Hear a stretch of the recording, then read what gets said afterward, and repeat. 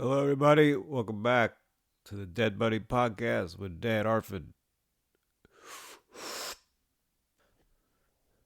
I know we haven't talked recently, or maybe we kind of have, but either way, here we are. Welcome back. We're going to talk some hand histories from this past week. Had a bit of a wild session Friday night at the Wynn. But before I get started on any of that, I'm just going to complain some more about, oh my God, how does my opposition suddenly have X-ray vision when playing against me? Like, what has changed just in these last 230, 40 hours, or I don't know what it's been? Just sound like a broken record here, just time after time after time. They can never guess wrong, or they just have the worst hand for me to be bluffing against on the perfect run out, or they just have the absolute stone bottom of their nothing range when I do have something. I mean, when things change this drastically, this suddenly, I think the way to look at it is it's probably just a random streak, because how could the field just suddenly be this brilliant?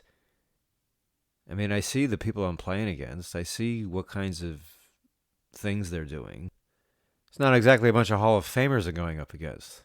So you just left standing there with your hands on your hips, or sitting there with your hands buried in your face, more like wondering what the fuck is going on. But whenever I'm going through a period where I just am getting the desired result at a very, very infrequent pace, and I look around at the table and I see all these so-so players, and they just got piles and piles of chips that they can't even see over, it just reminds me that people can win, people can run hot. Right now it's just somebody else, and it'll happen to you again. It always has. I mean, that's the funny thing about this thing with either losing or not winning that much. You just have this amnesia about it. It never seems to get any easier. And after a while, you sort of just lose your sense on how you can even crush. It's like you almost can't envision a scenario in where things would run out in such a way that you would win big. It just doesn't seem like it can happen. One thing's going to go wrong. Either they crack you, or another thing's going to go wrong, and they're just going to fall because they ain't got shit. We'll go backwards for this week. Sunday night / Monday morning at this point. I popped up early and sleeping like I've been traveling overseas or something. It's like I'm jet lagged even though I haven't gone anywhere. I wake up sometime after a few hours of sleep and say, all right, play some Bellagio 2-5. And I knew I wasn't going to be that long, and it was only a couple hours, but this is what happened. I'm brand new to the game. It's probably my first orbit. I get queen jack offsuit in late position. There's a limp. I raise to 25. I go three ways from the limper and the small blind. The flop was jack 10 rag. So I got top pair, queen kicker. I don't have any of the suits, backdoor flush, any of that stuff. They check to me, and I bet 60 into 75, which is on the bigger side with this hand, especially when the cap is only $500, so I'm not more than 500 effective with anybody. But the Bellagio 2-5, every time someone else tells me about it, they all tell me how very soft and great and fishy it is, and I have seen it be that way. But these last number of times I've come in to do what I'm doing now, it doesn't. I see a lot of people just folding or putting a lot of money in with the nuts. In any event, I bet about 80% of the pot, and nobody calls. Now, if I size down to either 50 or 45 here, I mean, naturally this is going to widen the calling range, but there's a new face. I mean, it doesn't mean I made a bad bet here. I mean, there's always a lot of hands that can call. Top pairs with weaker kickers, or maybe better kickers. That's going to cost some money no matter what. Straight draws, flush draws. I mean, there are hands that can call. I mean, there's a lot of bad turn cards too, but all right. Next hand I get to play, I 3-bet ace-jack offsuit on the button to 50.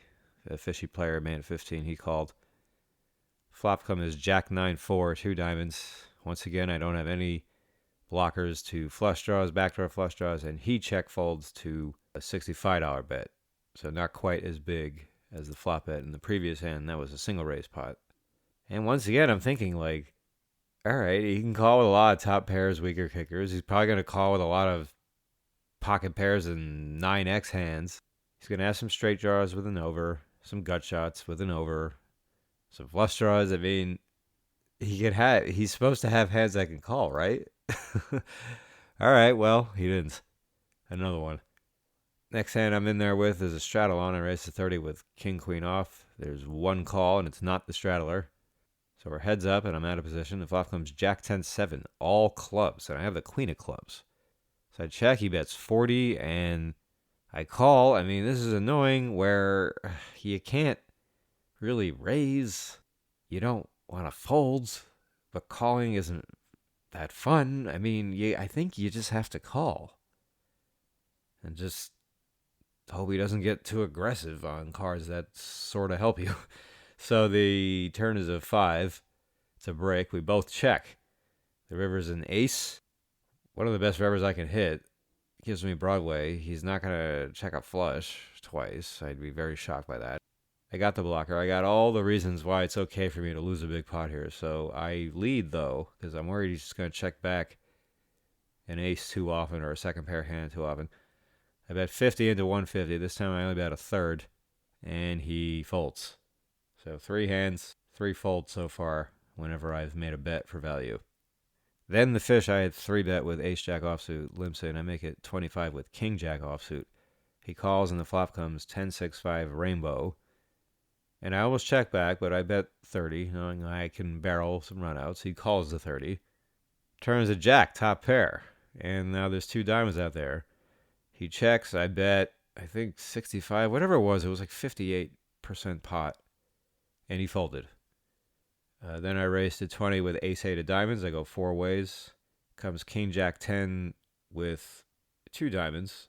We all check. I turn top pair with an ace, so now there's 4 to a straight. We all check. I river the nuts with a 5 on the river. The first 2 players check to me, and there's 1 player behind. And, I mean, I think it's a long shot to get called or even raised by anything. I don't think anybody will be looking to call too light or raise with much of anything here. It's just a situation. It just really seems apparent like no one has anything. But just in case someone did check a queen on the turn, I bet 150% pot and no one called. I mean, I don't know if that's a good size there, but it's just, if you have the nuts, I mean, what am I going to do? Bet 10 or 15 bucks here? I mean, to get called by, praying to get called by anything. I mean, God, when you got the nuts, you want to get money in. So I just took a random stab hoping that someone would do something stupid or have a surprisingly strong hand. Anyway, 1 player posts the blinds coming back in, and then there's a limp. I make it 35 with king 9 of diamonds. The limper called, and the flop was 9-3-4, 2 clubs. He checks. I have nothing but a pure top pair here. I still should bet, though, because he's nitty. So when you're against the nit in this spot, I think you can just bet fold and be checking more often against aggressive players. But a check back here, which is strange. Yeah, I don't know why. I was just afraid to get check raised for some reason. I checked back. Now I turn top 2. Wow. He checks again. I bet 35. He calls that. Okay. I finally got called when I had something. Queen of clubs on the river comes in.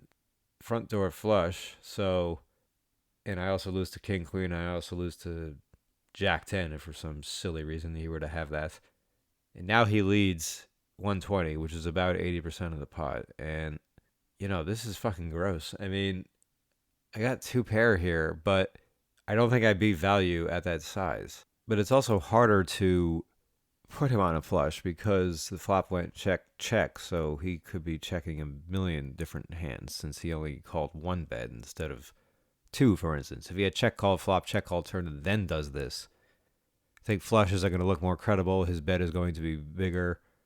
I don't know what he check called the turn with, though, into a pot that's not very big. I mean, what is he trying to win with that he thinks he should lead close to the pot? And this guy didn't look like he was going to put too much money in post-flop unless he had a pretty strong hand. And I've been in spots like this a million times where it's just, I'm thinking about what they're doing, and it appears to them that they think I have a strong hand. Because I raise pre, check back the flop, bet the king. He's probably going to think I could have a lot of kings or a lot of kings and queens or a lot of hands he's afraid that won't bet the river now that he's made a big hand like a flush. So he's just going to do the betting himself, and people like to go big when they have a strong hand, and he's betting close to the pot. And even though the pot's not very big, I just thought it was going to be wishful thinking for me to call and win here. So I was going to call for a while. I was very close to calling, but was thinking more and more and decided that this is stupid. He's probably just going to have it. So fuck me, I fold. So besides the hand I just spoke about, to recap, every hand received a fold the instant I bet it for value, except for the one that ended up getting folded later in the hand anyway, which is the hand I just talked about. And all the sizes and the lines and everything, it varied quite a bit. So it's like, on one level, you say you ran good for the session because I didn't get into any bad situations. I just won a small pot here and there for the most part. Considering I only played a little over 2 hours, you'd say I ran great. Did I crush the game and need freaking a wheelbarrow to the cage? No. But I won a very high hourly, so it's like, yeah, you did great. But I don't feel like I ran that great because it's like I had all these hands and they turned into fucking nothing. So I guess that's a good problem to have, though. Anyway, so we're going to wind the clock back now to Friday night at the Wynn. That game started close to 8 o'clock at night, and it ran until after 6 in the morning. It's my longest session in a long time, my latest session in a long time. It was a bit like rejuvenating in a way to get to finally feel myself sink into a session and just want to be there for a while and have time going by fast. I mean, I think the best feeling is not even just the winning. I think it's just knowing when you're in a good spot, just knowing when you're in a good game, knowing when you get to stay for a while and you want to stay for a while. You're not making yourself do anything. It's not just grinding to get hours in. You're there because you're having a good time, even if your results are aggravating, as most of mine were. My first table, it took me a little while to get off of. This night didn't start out with that much excitement. I got shown one 4-bet bluff. I 3-bet the button to 50 with ace queen off. And this was by a guy who looked like he would be very nitty. And maybe he is, but he wakes up with a 4-bet to 225, going 4.5x. I fold, and he just shows me 7-5 suited. And look, I've shown plenty of bluffs, but in the last bunch of years, I've hardly shown any. I just think not showing is the way to go. I mean, there are situations where I think showing a bluff is fine, especially like if there's a whale in the game, someone you're not going to be bluffing anyway, but you just bluff somebody else. That's a good time to show because you want the whale to see that you can do that because now the whale is more likely to pay you, and this is a huge advantage because, as I said just a second ago, if you're not going to bluff the whale anyway, then what's the difference if he's more willing to call you? I mean, that's what you want. So this guy, when he showed the bluff, though, he's like clearly trying to say, ah ha ha, like, I am aggressive. I'm not afraid of you. Don't think I don't make moves. Like, it's pure egoism and just trying to make people think well of you. But I think later on in the session, it's going to occur to him at some point that he could find a spot where he wants to bluff, but now is suddenly a little afraid to do it because he thinks that I might be calling him too much, and now he may start regretting showing that and just continue to do what he did before. Because if he hadn't shown me that bluff, I would have just never thought for a moment's time that this guy could make a move in any spot. I mean, that's pretty much the way I look at a huge percentage of the 2-5 pool. Until you get these people stuck and desperate, so many of them, these nits, are just never firing anything big without a huge hand. It doesn't mean, though, it won't make some crazy hero call once in a while that they shouldn't bother with. But when they're putting the money in, when they're backing you into the corner, oftentimes it's for a good reason. And when it's like a well-told story and everything just seems really just seems like they're owning the shit out of you because of the spot they're putting you in, and it's like, not really. They just have you beat. They just have a strong hand. Like, It's not hard to, like, play a strong hand. You're just looking for the right time to get the money in. So when it feels like you're getting owned left and right, I mean, it's not necessarily the case. In fact, oftentimes it won't be the case. So whatever. Got shown the airball that time.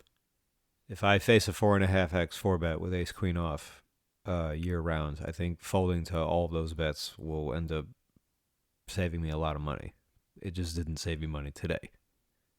So as I said earlier, throughout this whole session, there were tons of hands where I made some really big hands and just could not get more than one street out of it. And the way that people are folding, it's not like they're putting deep thought in it. It's just like you caught them at the bottom of their range and they're just snap folding. And if anything, maybe you should think that you ran good by the fact that you were able to get a street at all. I mean, maybe it was a hand they should have just folded pre. Another thing that happens all the time at 2-5 as well. Sometimes you don't get the big call at the end, but you don't know what they had, and you will probably never find out that they had a hand that it's amazing you got anything from that hand. I mean, they should have just folded pre. Should have just folded flop. Instead, they're putting 2 streets in, and then finally they make the correct decision at the end after all this torching they just did. So anyway, I finally get my table change, and the night had been pretty tame to this point. It wouldn't go up or down that much. Then this guy joins the game, and of the many players I've played with over the years, there's a lot of them that I can't stand, but other people will like them. This guy, though, I don't know what it is. I don't think I do know what it is. He's just kind of a dirty player. He might do little angles, take little shots, just act like one of these typical Commerce players. I mean, I don't know where this guy is from, but if you tell me this guy played a lot of hours at Commerce in his playing career, that would be a rather significant puzzle piece. But you got to deal with him because he's a big fish, and he spews, he's tilts, he's just a huge station, this guy. So that can be a little scary to play against when you don't have anything that good. But he's going to give you the money if he sees hands that he can possibly beat. Just seems to be one of these players that lives to catch everybody bluffing. So anyway, here's our first hand of involvement. There's a raise to 20 over a limp from the cutoff, I think. And the cutoff was this okay player who had a lot of money in front of him, had sizing tells pre-flop, so I know that this 20 is a bit of bullshit. And then our friend on the button calls. Let's call him Soletso. Soletso was the guy who tried to kill the Godfather in The Godfather.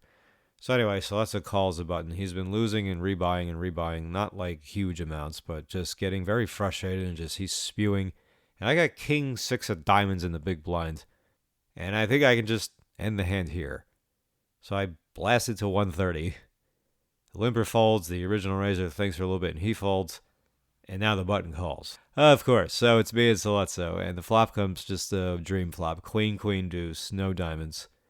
I didn't think I could barrel this guy off his stack going 3 streets because he only started the hand with about 600 or 700 around there. So I check, he checks back, and I felt like I should just check back all the way, or just check down all the way. Instead, now I bet 130 on the turn, I think, or something like that. And he calls fast. And I don't know why. I think I was just pissed off with the whole situation. I mean, I felt like I needed to just shut down on this river, but I thought that because he's so sticky that he could have been really light on the turn, but he might not call anything big on the river. So I jammed and he snap calls. And he's got ace queen of diamonds.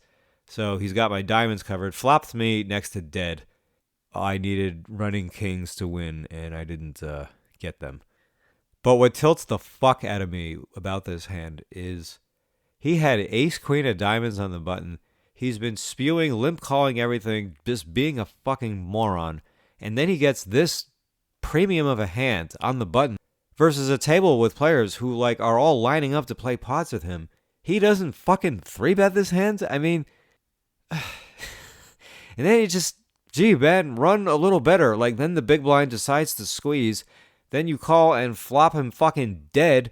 And then he just can't resist. I mean, this is something I've been needing to get better at. At times I do better with it, but have a hard time resisting because I don't know if I'm playing bad or what I'm doing in certain spots on the river, but whenever I seem to give up on the river, I lose to a marginal bullshit a hell of a lot more often than I don't.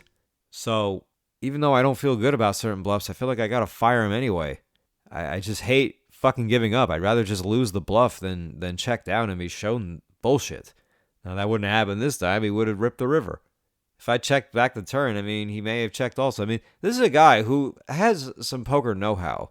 It's not that he has no idea at all about what goes on in these games, but he's just such a clicker and such a fucking everything that it's just really tilting when something like this happens. Because usually you get tilted by people playing hands they shouldn't play, whether they're 3-betting or calling 3-bets or just anything. This guy's got a huge hand on the button and he fucking flats it. All right, okay. At one point in the day, I had aces against aces. I 7-bet jammed. He called. I flopped the backdoor flush draw, but didn't hit the miracle.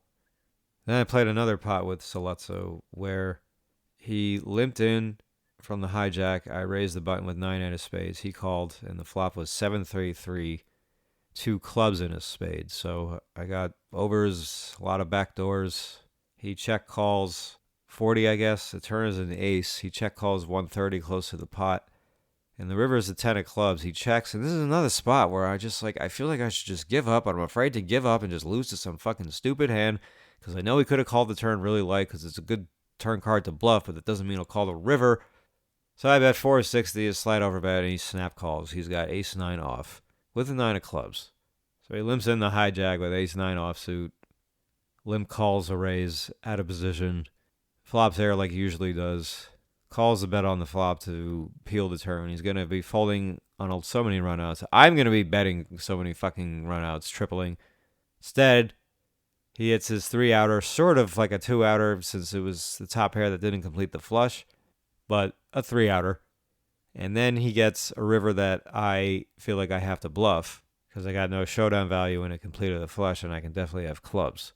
And now I just realized his ace on the turn was also the one that gave me the backdoor flush draw. I mean, I'd probably be betting it anyway, but I'm going to be betting it more often if it gives me the draw. I mean, so it's just, he just plays the hand like he's just trying to lose money, basically.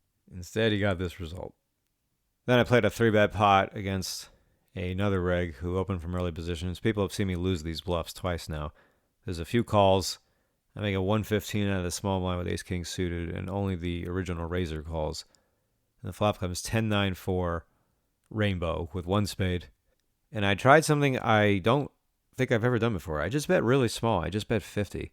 I thought the size would really confuse him and make him a little weary about raising the flop with anything. I mean, any of his vulnerable hands or any of his nutted hands. You know, if he has a hand like jacks, I mean, it's an overpair, but against such a small bet and the pot is so big, I mean, now that hand is kind of vulnerable, but he may not want to raise because if he gets jammed on, he's not going to be happy. So I thought this very small c-bet could buy me a very cheap turn card, and many of which hit me, and then I can figure out what I want to do then.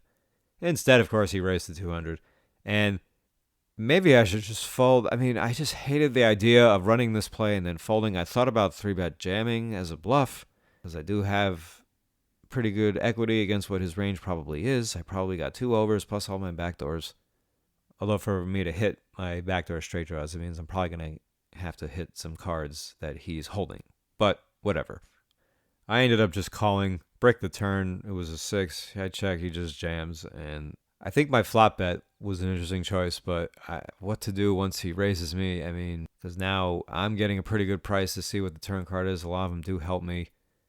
But this is just not what I had in mind. And it's a risk because he may raise a small bet anyway and not worry about what you're trying to do to him. He may just see the small bet and go after it.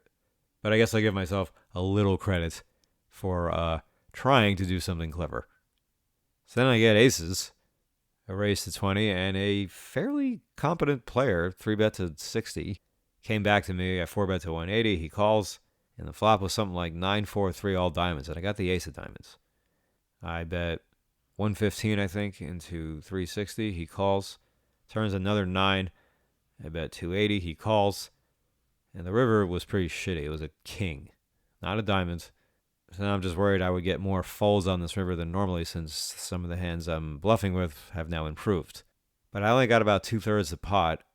And you know what? It would be really interesting if I didn't jam and just bet like 400.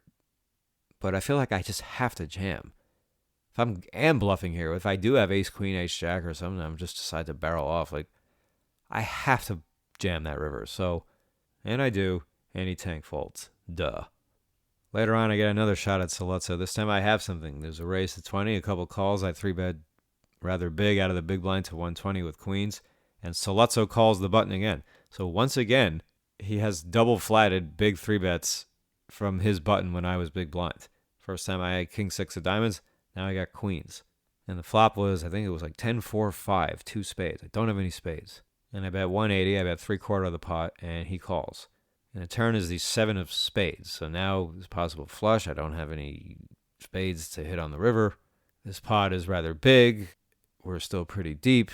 It's not a bad flop to check because it's just going to be a bunch of turn cards that could make things a little uncomfortable. And if you're bloating the pot, then that's not a good idea. But in this situation, you got to settle things a little more of the Street Fighter way. And this guy's going to be looking to call down. So you can just bet and proceed. And how do I want to proceed now? I mean, I thought about jamming the turn, but it's like, that's too much. I mean, because he's going to have a fair amount of strong hands he can call with that I'm going to be dead against. So it's like, you're going to have to get him to call you super light. I mean, he might fold to 1,000, like if he has just top pair or something. I mean, maybe I can bet small. I don't know. Definitely don't go for the home run now. But I ended up checking. He checks back. And then the river's another spade, but it's a queen. I got top set on 4 spades. Could probably get away with a small bet, maybe. I don't know. I just checked, and he checks back. You know what this fucking guy had? He had top set of 10s on the flop. So once again, he didn't 3-bet his pocket 10s, just like he didn't 3-bet his ace queen suited. I think his flat in this situation was a little more understandable because it was a new player. New player probably doesn't know how fishy he is yet, so if he wants to be a little cagey with pocket 10s on the button, that's fine. It's not like it's this premium nutted freaking jizz all over hand. It's pocket 10s.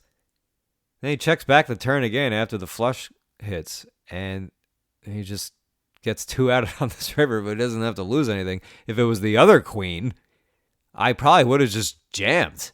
And I don't think there's any way he's folding that hand on the river. No way. So, I mean, hey, glad I won the pot, but like, I only got 1 street out of this. It was disappointing, right? You get a set over set, but it's such a fucked up set over set that you can hardly win anything. So then Sollozzo opens from the hijack and the cutoff calls, and Sollozzo's gone back to spewing. I mean, I think he had a little lull in his game in this night where he wasn't going that nuts, but at this point he was giving a lot of very spewy action again.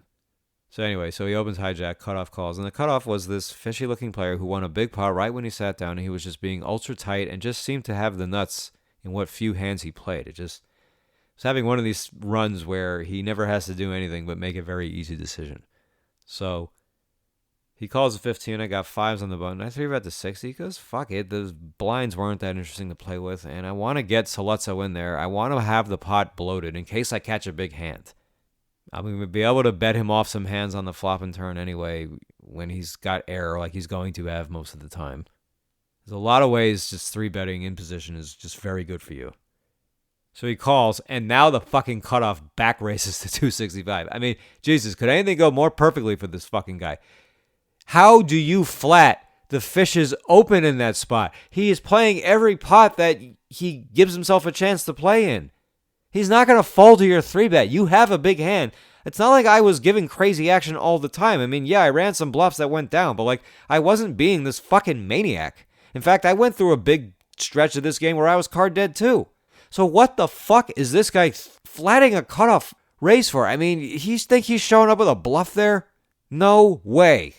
So I have this little pair that has a chance to win a big pot post-flop if I get lucky enough. And then I just get this wrench of all wrenches thrown into this. I mean, what he 4-bet with, I don't know. I don't care. It's a hand he should have just 3-bet himself. Okay. You guys are geniuses. I mean, this is what I mean when I talk about X-ray vision. It's like they know exactly what to do, exactly when they're supposed to do it. Flawlessly.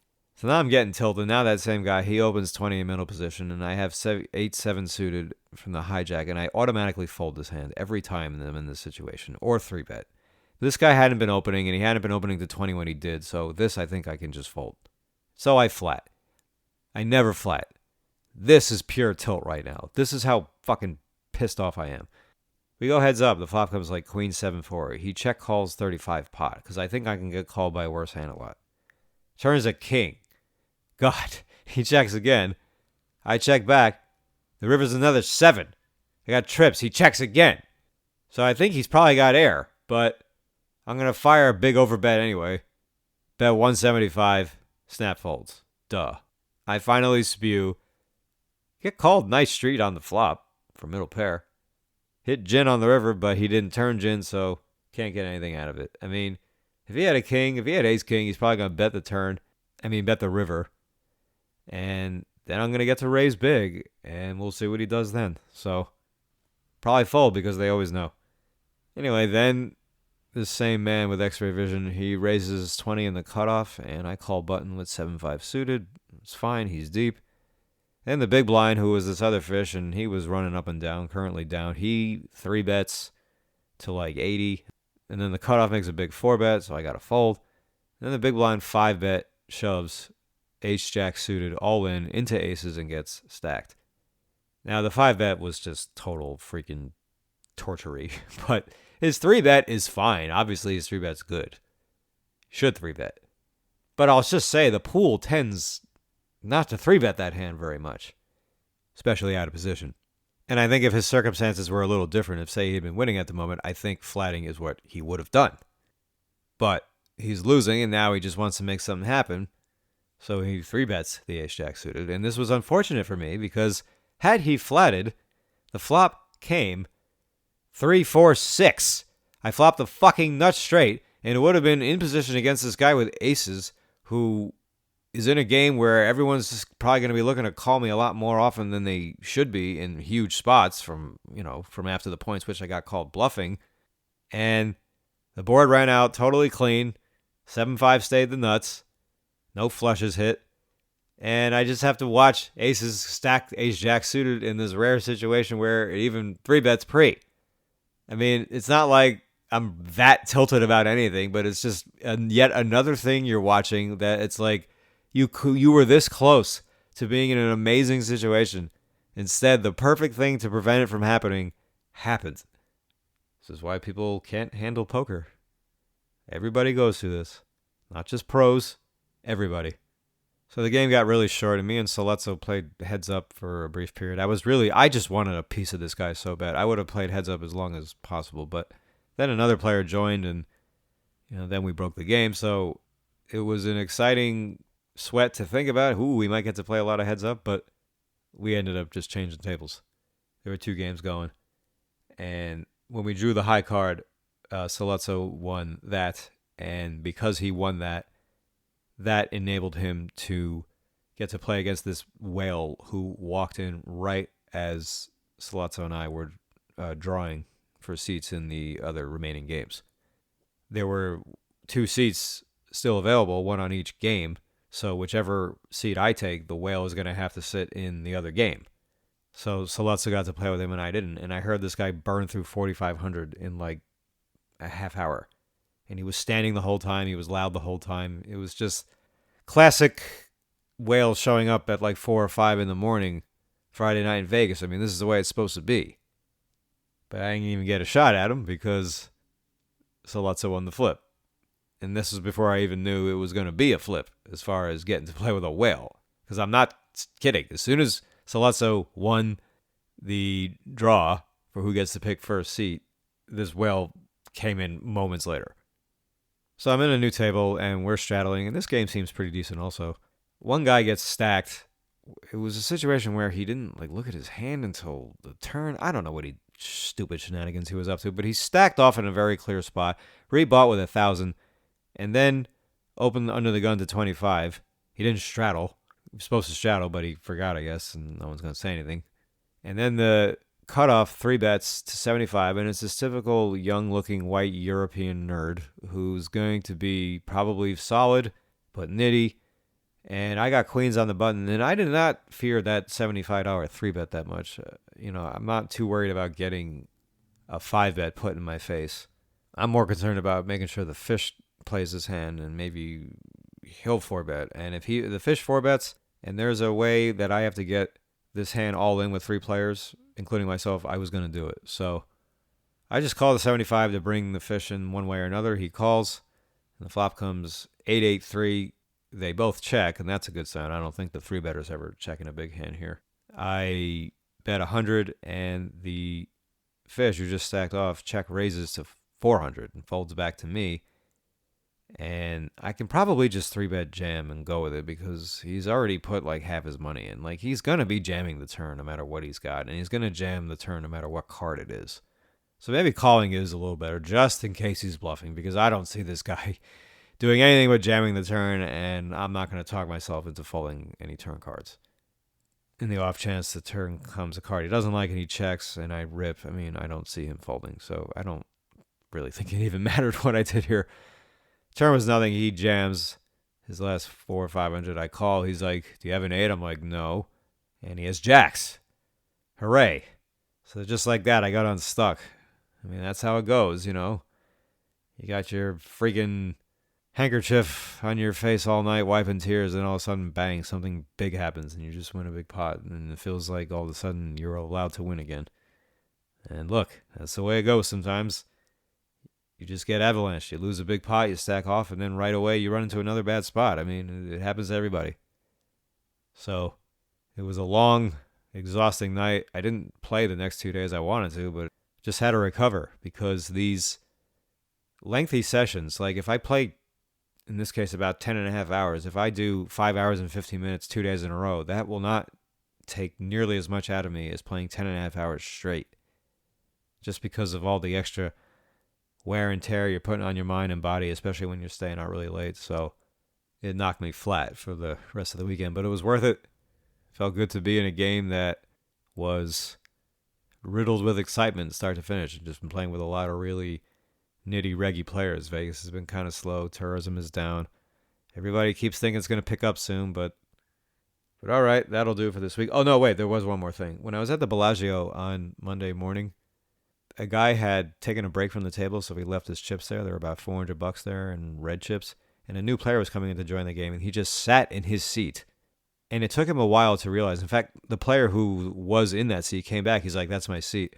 And then this guy looks up. He's like, oh. It's like, I never even looked down at the table. He just sat in a seat with chips at it and somehow didn't notice there were chips at the table and was just like going to take this guy's seat. Eventually, he was going to discover on his own, oh, wait, maybe I should look to see if there's chips here. But he hadn't settled in yet, and then this other guy comes by and tells him, excuse me, that's my seat. Just could not figure out what the hell was going on at first. But, okay, whatever. Cool story, bro. Talk to you soon, guys. See you next time.